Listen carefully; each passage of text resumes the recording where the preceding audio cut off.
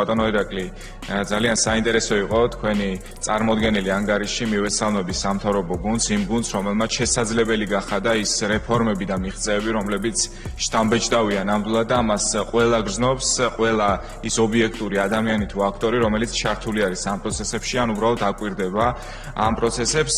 ამ რადიკალურ ჯგუფებთან დაკავშირებით კი ყველაფერი გასაგებია. ამ ადამიანებს სტადიონების, სპორტული დარბაზები სჭირდებოდათ თავშესაფრებისთვის. ამ ადამიანებს ის მაგისტრალები, რომლებსაც დღეს ჩვენ ვაშენებთ, სჭირდებოდათ იმისთვის, რომ აქ გადაადგილებულიყო სამხედრო ტექნიკა და შემდეგ აქეთ გვიტრიალდებიან კიდე და გვეკითხებიან, რომ სად არის ომი და საიდან მოიტანეთ. საერთოდ ეს თემაა და უბრალოდ რეგიონში რომ გავიხედოთ, ამას ყველა კარგად ხედავს, ფაქტობრივად ცეცხლის ალში არის გახვეული და საქართველო არის მშვიდობის კუნძული და ამ ყველაფერში თქვენ ბატონ ბიძინა ივანიშვილს აქვთ განსაკუთრებული როლი და თითოეულ ჩემს კოლეგას, რომლებიც წლების განმავლობაში იცავს როგორც პარლამენტის სუვერენიტეტს, სახელმწიფოებრივ სუვერენიტეტს, ასევე დამოუკიდებლობას და მის განმტკიცებას.